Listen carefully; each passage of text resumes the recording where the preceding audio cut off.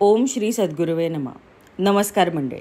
आज आपण गंगा दशहराच्या शुभदिनी पुण्यप्रद आणि पवित्र तुंगभद्रा नदीच्या इतिहासाची आणि तिच्या महान संत आणि पौराणिक कथांशी असलेल्या नात्याची माहिती घेऊया.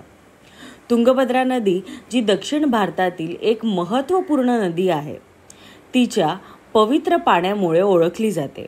तिच्या काठावर अनेक ऋषींनी आपल्या जीवनाचा एक भाग घालवला आहे. तुंगभद्रा नदीचे पावित्र्य विशेषत्वाने ऋषी पुरुषोत्तमांच्या कथांमध्ये अधोरेखित होते. असे म्हणतात की ऋषी पुरुषोत्तमांनी या नदीच्या काठावर ध्यान आणि तपस्या केली होती. त्यांच्या पवित्र आचरणामुळे तुंगभद्रा नदीला अजून पावित्र्य प्राप्त झाले. पौराणिक कथांनुसार तुंगभद्रा नदीला देवी म्हणून पूजले जाते. असे मानले जाते की या नदीच्या पाण्यात स्नान केल्याने शारीरिक आणि मानसिक शुद्धी मिळते.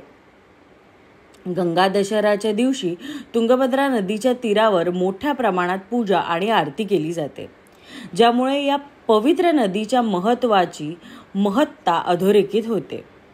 इतकेच नव्हे तर तुंगभद्रा नदीच्या तीरावर असलेल्या हम्पी येथील ऐतिहासिक वास्तू आणि मंदिरांनी देखील या नदीला एक अनोखी ओळख दिली आहे.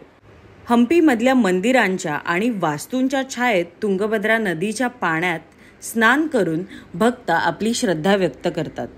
तुंगभद्रा नदीच्या काठावर हरिहर ऐक्याचे पवित्र स्थळ आहे, जिथे भगवान विष्णू आणि भगवान शिव यांचे एकत्र पूजन होते. मंडळी, आजच्या गंगा दशहराच्या पवित्र दिवशी चला तुंगभद्रा नदीच्या पावित्र्याचा आदर करूया आणि या पवित्र जलाधराचे रक्षण करण्याची